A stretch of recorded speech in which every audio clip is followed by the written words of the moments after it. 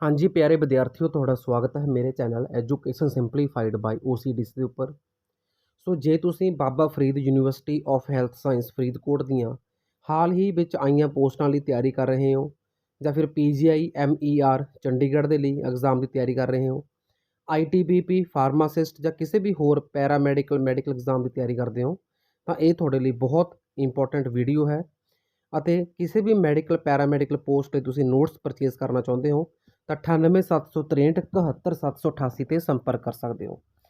ਸੋ ਇਸ ਵੀਡੀਓ ਦਾ ਆਪਣਾ ਟੌਪਿਕ ਰਹੇਗਾ ਡਰੱਗ ਡੋਜ਼ ਕੀ ਹੁੰਦੀ ਹੈ, ਡੋਸਿਸ ਅਤੇ ਡੋਜ਼ 'ਚ ਕੀ ਫਰਕ ਹੁੰਦਾ ਹੈ, ਅਤੇ ਡੋਜ਼ ਨੂੰ ਕਿਵੇਂ ਕੈਲਕੂਲੇਟ ਕੀਤਾ ਜਾ ਸਕਦਾ ਹੈ।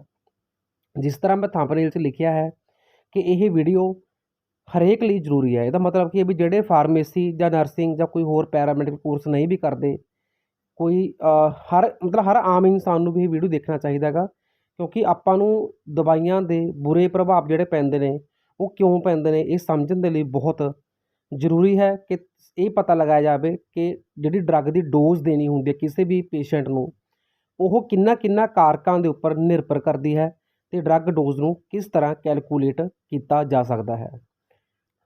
ਸੋ ਸਭ ਤੋਂ ਪਹਿਲਾਂ ਕੀ ਹੈ ਕਿ ਡੋਜ਼ ਕੀ ਹੁੰਦੀ ਹੈ। The dose of the drug is quantitative amount administered or taken by the patient for intended medicinal effect. ਮਤਲਬ ਕਿਸੇ ਵੀ ਦਵਾਈ ਦੀ ਜਿਹੜੀ ਖੁਰਾਕ ਹੈ ਉਹ ਮਾਤਰਾ ਹੁੰਦੀ ਹੈ ਦਵਾਈ ਦੀ ਜੋ ਵਿਅਕਤੀ ਦੇ ਅੰਦਰ ਜਦ ਕਿ ਪੇਸ਼ੈਂਟ ਦੇ ਅੰਦਰ ਡਾਕਟਰ ਦੁਆਰਾ ਭੇਜੀ ਜਾਂਦੀ ਹੈ ਜਾਂ ਫਿਰ ਪੇਸ਼ੈਂਟ ਓਰਲੀ ਆਪ ਲੈਂਦਾ ਹੈ, ਅਤੇ ਇਹ ਮੈਡੀਸਨ ਦੀ ਡੋਜ਼ ਉਨੀ ਲੈਣੀ ਹੁੰਦੀ ਹੈ ਜਿਸ ਦਾ ਤੁਹਾਡੀ ਬੋਡੀ ਉੱਪਰ ਉਹ ਪ੍ਰਭਾਵ ਪਵੇ ਜਿਸ ਲਈ ਤੁਸੀਂ ਇਹ ਮੈਡੀਸਨ ਲੈਤੀ ਹੈ। ਫੋਰ ਐਗਜ਼ਾਮਪਲ, ਮੰਨ ਲਓ ਕਿ ਕਿਸੇ ਦਵਾਈ ਦੀ ਮਾਤਰਾ ਜੋ ਡੋਜ਼ ਹੈ ਉਹ 500 ਮਿਲੀਗ੍ਰਾਮ ਹੈ, ਤਾਂ ਇਸ ਦਾ ਭਾਵ ਕੀ ਹੈ ਕਿ ਉਹ 500 ਮਿਲੀਗ੍ਰਾਮ ਆਪਾਂ ਨੂੰ ਉਸ ਪਰਟੀਕੂਲਰ ਬਿਮਾਰੀ ਨੂੰ ਠੀਕ ਕਰਨ ਦੇ ਲਈ ਇੱਕ ਲੋੜੀਂਦੀ ਮਾਤਰਾ ਹੁੰਦੀ ਹੈ, ਅਤੇ ਉਸ ਤੋਂ ਘੱਟ ਮਾਤਰਾ ਲੈਣ ਦਾ ਜਾਂ ਉਸ ਤੋਂ ਜ਼ਿਆਦਾ ਮਾਤਰਾ ਲੈਣ ਦਾ ਕੋਈ ਫਾਇਦਾ ਨਹੀਂ ਹੁੰਦਾ। ਘੱਟ ਮਾਤਰਾ ਲਵਾਂਗੇ ਤਾਂ ਥੈਰਾਪਿਊਟਿਕ ਇਫੈਕਟ ਨਹੀਂ ਆਉਂਦਾ ਡਰੱਗ ਦਾ, ਅਤੇ ਵੱਧ ਮਾਤਰਾ ਲਵਾਂਗੇ ਤਾਂ ਉਸਦੇ ਸਾਈਡ ਇਫੈਕਟ ਅਤੇ ਐਡਵਰਸ ਇਫੈਕਟ ਆਉਣ ਦੀ ਸੰਭਾਵਨਾ ਵੱਧ ਜਾਂਦੀ ਹੈ। ਸੋ ਇਹ ਬਹੁਤ ਜ਼ਰੂਰੀ ਹੁੰਦਾ ਹੈ ਕਿ ਆਪਣੀ ਜਦੋਂ ਵੀ ਡੋਜ਼ ਆਪਾਂ ਲੈਣੀ ਹੈ ਉਸ ਨੂੰ ਸਭ ਤੋਂ ਪਹਿਲਾਂ ਬਹੁਤ ਸਾਰੇ ਜਿਹੜੇ ਕਾਰਕ ਨੇ ਉਹਨਾਂ ਨੂੰ ਧਿਆਨ 'ਚ ਰੱਖਦੇ ਹੋਏ ਕੈਲਕੂਲੇਟ ਕੀਤਾ ਜਾਵੇ ਅਤੇ ਫਿਕਸ ਕੀਤਾ ਜਾਵੇ, ਤਾਂ ਕਿ ਸਹੀ ਮਾਤਰਾ ਜਿਹੜੀ ਦਵਾਈ ਦੀ ਹੈ ਉਹੀ ਤੁਹਾਡੇ ਬਲੱਡ ਵਿੱਚ ਜਾ ਸਕੇ। ਸੋ ਖੁਰਾਕ ਨੂੰ ਆਪਾਂ 3 ਤਰੀਕੇ ਨਾਲ ਐਕਸਪ੍ਰੈਸ ਕਰ ਸਕਦੇ ਹਾਂ, ਜਿਵੇਂ ਕਿ ਸਿੰਗਲ ਡੋਜ਼, ਡੇਲੀ ਡੋਜ਼ ਅਤੇ ਜਾਂ ਫਿਰ ਟੋਟਲ ਡੋਜ਼। ਸਿੰਗਲ ਡੋਜ਼ ਤੋਂ ਭਾਵ ਹੁੰਦਾ ਹੈ amount of drug to be taken at one time, ਮਤਲਬ ਸਿਰਫ ਇੱਕੋ ਵਾਰੀ 'ਚ ਡਰੱਗ ਦੀ ਕਿੰਨੀ ਮਾਤਰਾ ਲੈਣੀ ਹੈ ਉਸ ਨੂੰ ਸਿੰਗਲ ਡੋਜ਼ ਕਿਹਾ ਜਾਂਦਾ ਹੈ। ਅਤੇ ਤੁਹਾਡੀ ਕਿਸੇ ਵੀ ਡਿਜ਼ੀਜ਼ ਦੇ ਲਈ ਪੂਰਾ ਜੋ ਕੋਰਸ ਹੁੰਦਾ ਹੈ, ਜੋ ਪੂਰੀ ਥੈਰੇਪੀ ਹੁੰਦੀ ਹੈ, ਸੋ ਟੋਟਲ ਥੈਰੇਪੀ ਦੌਰਾਨ ਟੋਟਲ ਕਿੰਨੀ ਮਾਤਰਾ 'ਚ ਆਪਾਂ ਦਵਾਈ ਲੈਣੀ ਹੈ ਉਸ ਨੂੰ ਟੋਟਲ ਡੋਜ਼ ਕਿਹਾ ਜਾਂਦਾ ਹੈ। ਠੀਕ ਹੈ ਜੀ। ਜਿਹੜੀ ਟੋਟਲ ਡੋਜ਼ ਹੈ ਉਸ ਨੂੰ ਵੀ ਆਪਾਂ ਫਰਦਰ 2 ਜਾਂ 3 ਡੋਜ਼ ਦੇ ਵਿੱਚ ਸਬ ਡਿਵਾਈਡ ਕਰ ਸਕਦੇ ਹਾਂ। ਠੀਕ ਹੈ ਜੀ। ਤੁਸੀਂ ਅਕਸਰ ਦੇਖਿਆ ਕਿ ਡਾਕਟਰ ਤੁਹਾਨੂੰ ਪ੍ਰਿਸਕ੍ਰਿਪਸ਼ਨ, ਜਿਹਨੂੰ ਆਪਾਂ ਪਰਚੀ ਕਹਿ ਦਿੰਦੇ ਹਾਂ, ਉਹਦੇ ਉੱਪਰ ਲਿਖਦਾ ਹੈ ਕਿ ਇਹ ਦਵਾਈ ਦਿਨ 'ਚ 2 ਵਾਰ ਲੈਣੀ ਹੈ ਜਾਂ ਦਿਨ 'ਚ 3 ਵਾਰ। ਤਾਂ ਇਹਨੂੰ ਬਹੁਤ ਧਿਆਨ ਨਾਲ ਸੁਣੋ ਜੋ ਗੱਲ ਮੈਂ ਸਮਝਾਉਣ ਜਾ ਰਿਹਾ। ਜਿਸ ਤਰ੍ਹਾਂ ਮੈਂ ਦੱਸਿਆ ਕਿ ਹਰ ਆਮ ਇਨਸਾਨ ਨੂੰ ਸਮਝਣਾ ਚਾਹੀਦਾ ਹੈ। ਅਕਸਰ ਕੀ ਹੁੰਦਾ ਹੈ ਕਿ ਡਾਕਟਰ ਨੇ ਤੁਹਾਨੂੰ ਦਵਾਈ ਲਿਖੀ ਦਿਨ 'ਚ 3 ਵਾਰ, ਤਾਂ ਆਪਾਂ ਕੀ ਕਰਦੇ ਹਾਂ, ਮੰਨ ਲਓ ਉਸ ਨੂੰ 12 ਘੰਟੇ ਦਾ ਟਾਈਮ ਹੈ ਦਿਨ ਦਾ, ਆਪਾਂ ਉਸ ਨੂੰ ਦਿਨ ਦੇ ਵਿੱਚ ਹੀ 3 ਵਾਰ ਲੈ ਲੈਂਦੇ ਹਾਂ ਅਤੇ ਰਾਤ ਨੂੰ ਉਹ ਨਹੀਂ ਲੈਂਦੇ।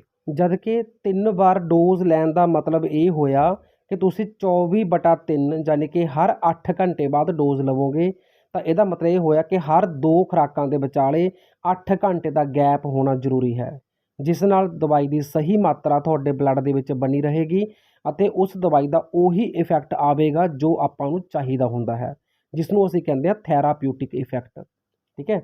ਲੇਕਿਨ ਲੋਕ ਕੀ ਕਰਦੇ ਨੇ, ਆਪਣੇ ਅਕੋਰਡਿੰਗਲੀ ਮੰਨ ਲਓ ਸਵੇਰੇ 8 ਵਜੇ ਦਵਾਈ ਲੈ ਲਈ, ਫਿਰ ਦੁਪਹਿਰੇ 2 ਵਜੇ ਲੈ ਲਈ ਅਤੇ ਰਾਤ ਨੂੰ ਫਿਰ ਪੈਣ ਲੱਗੇ ਲੈ ਲਈ, ਤਾਂ ਉਹਨਾਂ ਕਿਸੇ ਵੀ ਖੁਰਾਕ ਦੇ ਵਿੱਚ 8 ਘੰਟੇ ਦਾ ਗੈਪ ਰਹਿਣ ਦੀ ਬਜਾਏ ਘੱਟ ਗੈਪ ਹੁੰਦਾ, ਕੋਈ 5 ਘੰਟੇ ਦਾ, ਕੋਈ 6 ਘੰਟੇ ਦਾ। ਤਾਂ ਅਗਲੀ ਡੋਜ਼ ਲੈਣ ਤੋਂ ਪਹਿਲਾਂ ਤੁਹਾਡੇ ਅੰਦਰ ਆਲਰੇਡੀ ਮੈਡੀਸਨ ਦੀ ਮਾਤਰਾ ਪਈ ਹੁੰਦੀ ਹੈ ਅਤੇ ਤੁਸੀਂ ਅਗਲੀ ਡੋਜ਼ ਲੈ ਲੈਂਦੇ ਹੋ, ਜਿਸ ਨਾਲ ਬੋਡੀ ਉੱਪਰ ਬੁਰੇ ਪ੍ਰਭਾਵ ਡਰੱਗ ਦੇ ਪੈਣੇ ਸ਼ੁਰੂ ਹੋ ਜਾਂਦੇ ਨੇ। ਇਸੇ ਤਰ੍ਹਾਂ ਜੋ ਸਕੈਜੂਲ ਹੁੰਦਾ ਹੈ ਡੋਜ਼ਿੰਗ ਦਾ, ਕਿ ਮੰਨ ਲਓ ਦਿਨ 'ਚ 2 ਵਾਰ ਲੈਣੀ ਹੈ ਜਾਂ ਦਿਨ 'ਚ 3 ਵਾਰ ਲੈਣੀ ਹੈ ਗੋਲੀ, ਕੋਈ 4 ਵਾਰ ਲੈਣੀ ਹੈ, ਤਾਂ ਉਸ ਨੂੰ ਡੋਸਿਸ ਰੈਜੀਮਨ ਕਿਹਾ ਜਾਂਦਾ ਹੈ।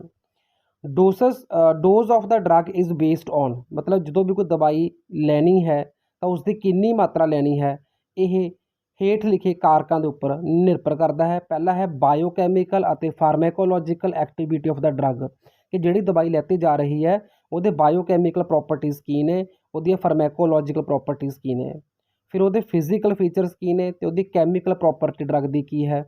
ਉਸ ਤੋਂ ਬਾਅਦ ਡਰੱਗ ਦੀ ਡੋਸਿਸ ਦੀ ਫਾਰਮ ਕੀ ਹੈ, ਡੋਸਿਸ ਫਾਰਮ ਤੋਂ ਭਾਵ ਹੁੰਦਾ ਗੋਲੀ ਹੈ, ਕੈਪਸੂਲ ਹੈ ਜਾਂ ਇੰਜੈਕਸ਼ਨ ਹੈ। ਜਿਹੜੇ ਬਾਇਓਕੈਮੀਕਲ ਅਤੇ ਫਾਰਮੈਕੋਲੋਜੀਕਲ ਪ੍ਰੋਪਰਟੀ ਹੁੰਦੀ ਹੈ ਉਹਦਾ ਮਤਲਬ ਹੁੰਦਾ ਕਿ ਮੈਡੀਸਨ ਆਪਣੇ ਅੰਦਰ ਕਿਸ ਪਰਟੀਕੁਲਰ ਪਾਰਟ 'ਚ ਜਾ ਕੇ ਅਬਜ਼ੋਰਬ ਹੋਏਗੀ, ਕਿੱਥੇ ਅਸਰ ਕਰੇਗੀ, ਉਸ ਦਾ ਮੈਟਾਬੋਲਿਕ ਪ੍ਰੋਡਕਟ ਕੀ ਹੋਵੇਗਾ। ਠੀਕ ਹੈ ਜੀ, ਤਾਂ ਇਹ ਸਾਰੇ ਜਿਹੜੇ ਫੈਕਟਰ ਨੇ ਇਹ ਧਿਆਨ 'ਚ ਰੱਖਣੇ ਹੁੰਦੇ ਨੇ। ਉਸ ਤੋਂ ਬਾਅਦ ਹੈ ਰੂਟ ਆਫ ਐਡਮਿਨਿਸਟ੍ਰੇਸ਼ਨ, ਕਿ ਡਰੱਗ ਦਾ ਲੈਣ ਦਾ ਰਸਤਾ ਕੀ ਹੈ। ਕੋਈ ਡਰੱਗ ਮੂੰਹ ਰਾਹੀਂ ਲੈਤੀ ਜਾਂਦੀ ਹੈ, ਕੋਈ ਇੰਜੈਕਸ਼ਨ ਰਾਹੀਂ ਲੈਤੀ ਜਾਂਦੀ ਹੈ। ਇੰਜੈਕਸ਼ਨ ਵੀ ਕੋਈ ਇੰਟਰਾਮਸਕੂਲਰ ਹੁੰਦਾ ਹੈ, ਕੋਈ ਇੰਟਰਾਵੀਨਸ ਹੁੰਦਾ ਹੈ। ਠੀਕ ਹੈ, ਅਤੇ ਉਸ ਤੋਂ ਬਾਅਦ ਆਉਂਦਾ ਵੇਰੀਅਸ ਪੇਸ਼ੈਂਟ ਫੈਕਟਰ। ਪੇਸ਼ੈਂਟ ਦੇ ਵੀ ਬਹੁਤ ਸਾਰੇ ਫੈਕਟਰ ਧਿਆਨ 'ਚ ਰੱਖਣੇ ਹੁੰਦੇ ਨੇ ਕਿ ਪੇਸ਼ੈਂਟ ਦੀ ਏਜ ਕਿੰਨੀ ਹੈ, ਪੇਸ਼ੈਂਟ ਦਾ ਭਾਰ ਕਿੰਨਾ ਹੈ। ਠੀਕ ਹੈ, ਪੇਸ਼ੈਂਟ ਦੇ ਜਨਰਲ ਕੰਡੀਸ਼ਨ, ਜਨਰਲ ਹਾਲਾਤ ਕਿਸ ਤਰ੍ਹਾਂ ਦੇ ਨੇ, ਅਤੇ ਜੋ ਪੇਸ਼ੈਂਟ ਨੂੰ ਬਿਮਾਰੀ ਹੈ ਉਹ ਕਿੰਨੀ ਕੁ ਸਵੀਅਰ ਹੈ, ਕਿੰਨੀ ਕੁ ਜ਼ਿਆਦਾ ਹੈ ਜਾਂ ਘੱਟ ਹੈ। ਸੋ ਇਹ ਫੈਕਟਰ ਵੀ ਧਿਆਨ 'ਚ ਰੱਖਣੇ ਹੁੰਦੇ ਨੇ। ਇਸ ਤੋਂ ਬਾਅਦ ਪੇਸ਼ੈਂਟ ਦਾ ਬੋਡੀ ਸਰਫੇਸ ਏਰੀਆ ਵੀ ਦੇਖਣਾ ਹੁੰਦਾ ਹੈ ਕਿ ਪੇਸ਼ੈਂਟ ਕਿੰਨਾ ਕੁ ਮੋਟਾ ਹੈ ਜਾਂ ਕਿੰਨਾ ਕੁ ਲੀਨ ਯਾਨੀ ਕਿ ਪਤਲਾ ਹੈ। ਪੇਸ਼ੈਂਟ ਨੂੰ ਕੋਈ ਲੀਵਰ ਜਾਂ ਕਿਡਨੀ ਦੀ ਪ੍ਰੋਬਲਮ ਪਹਿਲਾਂ ਤੋਂ ਹੈ ਜਾਂ ਨਹੀਂ ਹੈ। ਠੀਕ ਹੈ, ਤਾਂ ਇਹ ਸਾਰੇ ਫੈਕਟਰ ਨੂੰ ਧਿਆਨ 'ਚ ਰੱਖ ਕੇ ਹੀ ਕੈਲਕੂਲੇਟ ਡੋਜ਼ ਕਰਨੀ ਚਾਹੀਦੀ ਹੈ। ਪਰ ਆਪਾਂ ਅਕਸਰ ਦੇਖਦੇ ਹਾਂ ਕਿ ਇੱਕੋ ਹੀ ਡੋਜ਼ ਹਰ ਉਮਰ ਦੇ ਵਿਅਕਤੀ ਨੂੰ ਦੇ ਦਿੱਤੀ ਜਾਂਦੀ ਹੈ, ਸੋ ਜਿਸ ਨਾਲ ਉਸਦੇ ਬਹੁਤ ਵੱਡੇ ਜਿਹੜੇ ਖਮਿਆਜੇ ਨੇ ਉਹ ਭੁਗਤਣੇ ਪੈ ਜਾਂਦੇ ਨੇ। ਠੀਕ ਹੈ ਜੀ, ਤਾਂ ਨੈਕਸਟ ਆਪਾਂ ਜਿਹੜੀ ਗੱਲ ਕਰਾਂਗੇ ਉਹ ਹੈ number of doses. So number of doses depend ਕਰਦਾ ਕਿ ਟੋਟਲ ਡਰੱਗ ਦੀ ਕੁਆਂਟਿਟੀ ਕਿੰਨੀ ਹੈ ਅਤੇ ਸਾਈਜ਼ ਆਫ ਡੋਜ਼ ਕੀ ਹੈ। ਸਾਈਜ਼ ਆਫ ਡੋਜ਼ ਦਾ ਮਤਲਬ ਹੁੰਦਾ ਕਿ ਡੋਜ਼ ਜਿਵੇਂ ਮੰਨ ਲਓ ਆਪਾਂ 500 mg ਦੀ ਗੱਲ ਕੀਤੀ ਹੈ ਤਾਂ 500 ਮਿਲੀਗ੍ਰਾਮ ਦੀ ਡੋਜ਼ ਹੈ ਜਾਂ 1000 ਮਿਲੀਗ੍ਰਾਮ ਦੀ ਡੋਜ਼ ਹੈ ਜਾਂ ਕਈ ਵਾਰ ਕੋਈ 1 ਮਿਲੀਗ੍ਰਾਮ ਦੀ ਡੋਜ਼ ਵੀ ਹੋ ਸਕਦੀ ਹੈ। ਤਾਂ ਆਪਾਂ ਇੱਕ ਐਗਜ਼ਾਮਪਲ ਕਰਨ ਲੱਗੇ ਹਾਂ, ਜਿਵੇਂ ਇੱਥੇ ਲਿਖਿਆ ਹੈ how many drops would be prescribed in each dose of liquid medicine if 15 ml contain 60 doses. So ਆਪਾਂ ਨੂੰ ਇੱਥੇ ਪੁੱਛਿਆ ਗਿਆ ਹੈ ਕਿ 15 ml ਇੱਕ ਲਿਕੁਇਡ ਦਵਾਈ ਹੈ, ਠੀਕ ਹੈ, ਅਤੇ 15 ml ਦੇ ਵਿੱਚ ਟੋਟਲ 60 ਡੋਜ਼ ਨੇ, ਅਤੇ ਜਿਸ ਡਰੋਪਰ ਦੇ ਨਾਲ ਤੁਸੀਂ ਉਹ ਮੈਡੀਸਨ ਦੇਣੀ ਹੈ ਬੱਚੇ ਨੂੰ ਤਾਂ ਉਹ ਡਰੋਪਰ ਇੱਕ ਵਾਰੀ 'ਚ 32 ਡਰੋਪ ਆਪਦੇ ਅੰਦਰ ਲੈਂਦਾ ਹੈ। ਮਤਲਬ ਡਰੋਪਰ ਦੇ ਅੰਦਰ 1 ml ਦੇ ਵਿੱਚ 32 ਡਰੋਪ ਆਉਂਦੀਆਂ ਨੇ। ਠੀਕ ਹੈ ਜੀ, ਤਾਂ ਹੁਣ ਆਪਾਂ ਇਹਦਾ ਸੋਲਿਊਸ਼ਨ ਕਰਨਾ ਹੈ ਕੁਐਸਚਨ ਦਾ। ਜਿਵੇਂ ਹੁਣ ਆਪਾਂ ਨੂੰ ਦੇ ਰੱਖਿਆ ਗਾ ਵੀ ਇੱਕ ਡਰੋਪਰ 'ਚ 32 ਡਰੋਪਸ ਨੇ, ਮਤਲਬ 1 ml ਦੇ ਵਿੱਚ ਨੇ, ਤਾਂ ਟੋਟਲ ਦਵਾਈ ਆਪਣੇ ਕੋਲ ਹੈਗੀ 15 ml, ਤਾਂ ਆਪਣੀਆਂ ਟੋਟਲ ਡਰੋਪਸ ਕਿੰਨੀਆਂ ਹੋ ਜਾਣਗੀਆਂ 32 ਗੁਣਾ 15 480 ਡਰੋਪਸ। ਹੁਣ 480 ਡਰੋਪਸ ਦੇ ਵਿੱਚ ਜਿਹੜੀਆਂ ਡੋਜ਼ ਨੇ ਉਹ ਕਿੰਨੀਆਂ ਨੇ 60 ਨੇ। ਇਹਦਾ ਮਤਲਬ ਇੱਕ ਡੋਜ਼ ਕਿੰਨੀ ਹੋ ਗਈ ਆਪਣੀ 480/60, 8 ਡਰੋਪਸ। ਤਾਂ ਇੱਕ ਸਿੰਗਲ ਡੋਜ਼ ਜਿਹੜੀ ਬਣੇਗੀ ਬੱਚੇ ਦੇ ਲਈ ਤਾਂ ਉਹ 8 ਡਰੋਪਸ ਦੀ ਬਣੇਗੀ। 8 ਬੂੰਦਾਂ ਦੇ ਕੇ ਆਪਾਂ ਇੱਕ ਖੁਰਾਕ ਬੱਚੇ ਨੂੰ ਦੇ ਸਕਦੇ ਹਾਂ। ਸੋ ਇਹ ਤਰੀਕਾ ਹੁੰਦਾ ਹੈ ਕੈਲਕੂਲੇਟ ਕਰਨ ਦਾ। ਠੀਕ ਹੈ ਜੀ, ਅਤੇ ਹੁਣ ਆਪਾਂ ਗੱਲ ਕਰੀਏ ਕਿ ਬੱਚੇ ਦੀ ਵੀ ਅਲੱਗ-ਅਲੱਗ ਉਮਰ ਹੋ ਸਕਦੀ ਹੈ। ਠੀਕ ਹੈ, ਤਾਂ ਬੱਚੇ ਦੇ ਲਈ ਆਪਾਂ ਡੋਜ਼ ਨੂੰ ਕਿਵੇਂ ਕੈਲਕੂਲੇਟ ਕਰਨਾ ਹੈ, ਤਾਂ ਉਹਦੇ ਲਈ ਇੱਕ ਫਾਰਮੂਲਾ ਹੈ ਜਿਹਦਾ ਨਾਮ ਹੈ ਕਲਾਰਕਸ ਰੂਲ, ਅਤੇ ਇੱਕ ਹੋਰ ਫਾਰਮੂਲਾ ਜਿਹਦਾ ਨਾਮ ਹੈ ਯੰਗਜ਼ ਰੂਲ। ਤਾਂ ਕਲਾਰਕ ਰੂਲ ਕੀ ਕਹਿੰਦਾ ਹੈ, ਕਲਾਰਕ ਰੂਲ ਜਿਹੜਾ ਬੱਚੇ ਦੇ ਭਾਰ ਨੂੰ ਯੂਜ਼ ਕਰਦਾ ਹੈ, ਉਹ ਬੱਚੇ ਦੀ ਉਮਰ ਦੀ ਵਰਤੋਂ ਨਹੀਂ ਕਰਦਾ। ਠੀਕ ਹੈ ਜੀ, ਇਸ ਤਰ੍ਹਾਂ ਦੇ ਕੁਐਸਚਨ ਵੀ ਐਗਜ਼ਾਮ 'ਚ ਪੁੱਛੇ ਜਾ ਸਕਦੇ ਨੇ, ਕਲਾਰਕ ਰੂਲ ਕਿਸ ਨੂੰ ਯੂਜ਼ ਕਰਦਾ ਕਿਸ ਨੂੰ ਨਹੀਂ ਕਰਦਾ। ਤਾਂ ਜਿਹੜਾ ਕਲਾਰਕ ਦਾ ਰੂਲ ਹੈ ਉਹ ਡੋਜ਼ ਕੈਲਕੂਲੇਟ ਕਰਨ ਦੇ ਲਈ ਬੱਚੇ ਦੇ ਭਾਰ ਨੂੰ ਧਿਆਨ 'ਚ ਰੱਖਦਾ ਹੈ, ਨਾ ਕਿ ਉਮਰ ਨੂੰ। ਸੋ ਕਲਾਰਕ ਦਾ ਫਾਰਮੂਲਾ ਕੀ ਕਹਿੰਦਾ ਹੈ ਕਿ ਜਿੰਨੀ ਕਿਸੇ ਦਵਾਈ ਦੀ ਅਡਲਟ ਦੀ ਜਿਹੜੀ ਕਿ ਬਾਲਗ ਵਿਅਕਤੀ ਦੀ ਡੋਜ਼ ਹੁੰਦੀ ਹੈ ਉਸ ਨੂੰ ਆਪਾਂ ਮਲਟੀਪਲਾਈ ਕਰਨਾ ਹੈ ਬੱਚੇ ਦੇ ਵੇਟ ਨੂੰ 150 ਨਾਲ ਡਿਵਾਈਡ ਕਰਕੇ। ਠੀਕ ਹੈ, ਤਾਂ ਬੱਚੇ ਦੀ ਡੋਜ਼ ਨਿਕਲ ਜਾਵੇਗੀ। ਉਦਾਹਰਨ ਦੇ ਤੌਰ 'ਤੇ 11 ਸਾਲ ਦਾ ਇੱਕ ਬੱਚਾ ਹੈ, ਲੜਕੀ ਹੈ, ਅਤੇ ਉਸ ਦਾ ਭਾਰ 70 ਪਾਉਂਡ ਹੈ। ਠੀਕ ਹੈ ਜੀ, LBS ਪਾਉਂਡ ਨੂੰ ਕਿਹਾ ਜਾਂਦਾ ਹੈ। ਤਾਂ ਇਹ ਹੋ ਗਿਆ 500, ਮੰਨ ਲਓ 500 ਮਿਲੀਗ੍ਰਾਮ ਅਡਲਟ ਦੀ ਡੋਜ਼ ਲੈ ਲਈਏ ਕਿ ਇੱਕ ਬਾਲਗ ਵਿਅਕਤੀ ਦੀ ਡੋਜ਼ ਹੈ 500 ਮਿਲੀਗ੍ਰਾਮ। ਠੀਕ ਹੈ, ਤਾਂ ਆਪਾਂ ਇਹਨੂੰ ਮਲਟੀਪਲਾਈ ਕਰਾਂਗੇ 70/150 ਦੇ ਨਾਲ, ਕਿਉਂਕਿ 70 ਕੀ ਹੈ, ਲੜਕੀ ਦਾ ਭਾਰ ਹੈ 70 ਪਾਉਂਡ, ਤਾਂ ਉਹਨੂੰ 150 ਨਾਲ ਡਿਵਾਈਡ ਕੀਤਾ ਤਾਂ ਆਪਣੇ ਬੱਚੇ ਦੀ ਡੋਜ਼ ਨਿਕਲ ਜਾਵੇਗੀ। ਤਾਂ 500 ਗੁਣਾ 70 ਨੂੰ 150 ਨਾਲ ਡਿਵਾਈਡ ਕਰਕੇ 0.47, ਅਤੇ 500 ਗੁਣਾ 0.47 ਹੋਗਾ 235 ਮਿਲੀਗ੍ਰਾਮ। ਇਹਦਾ ਮਤਲਬ ਕੀ ਹੋਇਆ ਵੀ ਜੇ ਕਿਸੇ ਬਾਲਗ ਵਿਅਕਤੀ ਲਈ ਕਿਸੇ ਦਵਾਈ ਦੀ ਮਿਕਦਾਰ 500 ਮਿਲੀਗ੍ਰਾਮ ਹੈ ਤਾਂ 70 ਪਾਉਂਡ ਲਈ ਭਾਰ ਵਾਲੀ 11 ਸਾਲ ਦੀ ਲੜਕੀ ਲਈ ਉਹ ਡੋਜ਼ 235 mg ਹੋਵੇਗੀ। ਠੀਕ ਹੈ ਜੀ, ਅਤੇ ਹੁਣ ਜੇ ਮੰਨ ਲਓ ਆਪਾਂ 11 ਸਾਲ ਦੀ ਲੜਕੀ ਨੂੰ 70 ਪਾਉਂਡ ਭਾਰ ਵਾਲੀ ਨੂੰ ਸਾਰੀ ਡੋਜ਼ ਦੇ ਦਿੰਦੇ ਹਾਂ ਤਾਂ ਉਹ ਕੰਮ ਗਲਤ ਹੋ ਜਾਵੇਗਾ, ਉਸ ਦੇ ਉੱਪਰ ਦੁਸ਼ਟ ਪ੍ਰਭਾਵ ਡਰੱਗ ਦੇ ਪੈਣੇ ਸ਼ੁਰੂ ਹੋ ਜਾਣਗੇ। ਸੋ ਇਸ ਬੱਚੇ ਲਈ ਜੋ ਸਹੀ ਡੋਜ਼ ਹੈ 235 ਮਿਲੀਗ੍ਰਾਮ ਹੀ ਬਣੇਗੀ। ਤਾਂ ਜੇ ਇਹੀ ਮਾਤਰਾ ਦਿੱਤੀ ਜਾਵੇ ਤਾਂ ਜ਼ਿਆਦਾ ਇਫੈਕਟਿਵ ਪ੍ਰਭਾਵ ਜੋ ਹੈ, ਜੋ ਆਪਾਂ ਨੂੰ ਡਿਜ਼ਾਇਰਡ ਹੁੰਦਾ ਹੈ, ਸਿਰਫ ਉਹੀ ਅਸਰ ਮਿਲੇਗਾ। ਕੋਈ ਸਾਈਡ ਇਫੈਕਟ ਅਤੇ ਕੋਈ ਐਡਵਰਸ ਇਫੈਕਟ ਨਹੀਂ ਮਿਲਣਗੇ। ਇਸ ਤੋਂ ਉਪਰੰਤ ਆਪਣਾ ਆਉਂਦਾ ਯੰਗਜ਼ ਰੂਲ। ਤਾਂ ਯੰਗਜ਼ ਰੂਲ ਜਿਹੜਾ ਹੈਗਾ ਉਹ ਭਾਰ ਦੀ ਜਗ੍ਹਾ 'ਤੇ ਸਿਰਫ ਏਜ ਨੂੰ ਕੰਸੀਡਰ ਕਰਦਾ ਹੈ ਬੱਚੇ ਦੀ ਡੋਜ਼ ਕੈਲਕੂਲੇਟ ਕਰਨ ਦੇ ਲਈ। ਮੰਨ ਲਓ ਅਡਲਟ ਦੀ ਡੋਜ਼ ਆਪਾਂ ਇੱਥੇ 500 mg ਮੰਨ ਕੇ ਚੱਲੀਏ, ਅਤੇ ਉਹੀ ਐਗਜ਼ਾਮਪਲ ਲਈਏ 11 ਸਾਲ ਦੀ ਇੱਕ ਲੜਕੀ ਹੈ, 70 ਪਾਉਂਡ ਭਾਰ ਹੈ, ਪਰ ਆਪਾਂ ਤਾਂ ਸਿਰਫ ਏਜ ਦੇਖਣੀ ਹੈ। ਤਾਂ ਫਾਰਮੂਲਾ ਹੋ ਜਾਏਗਾ ਇਹਦਾ adult dose into age divide by age plus 12। ਠੀਕ ਹੈ, ਤਾਂ ਇਹਦਾ ਮਤਲਬ ਕੀ ਹੋਇਆ ਕਿ 500 mg ਇੰਟੂ 11 ਲੜਕੀ ਦੀ ਏਜ ਹੈ, ਡਿਵਾਈਡਡ ਬਾਈ 11 ਪਲੱਸ 12, ਮਤਲਬ 11 ਨੂੰ 23 ਨਾਲ ਡਿਵਾਈਡ ਕਰਾਂਗੇ। ਤਾਂ 11 ਨੂੰ 23 ਨਾਲ ਡਿਵਾਈਡ ਕਰਨ ਉਪਰੰਤ ਆਪਾਂ ਨੂੰ ਮਿਲਦਾ ਹੈ 0.4848। ਤਾਂ 500 ਨੂੰ 0.48 ਨਾਲ ਮਲਟੀਪਲਾਈ ਕਰਾਂਗੇ ਤਾਂ ਆਪਣੇ ਕੋਲ 240 mg ਡੋਜ਼ ਨਿਕਲ ਕੇ ਆਉਂਦੀ ਹੈ।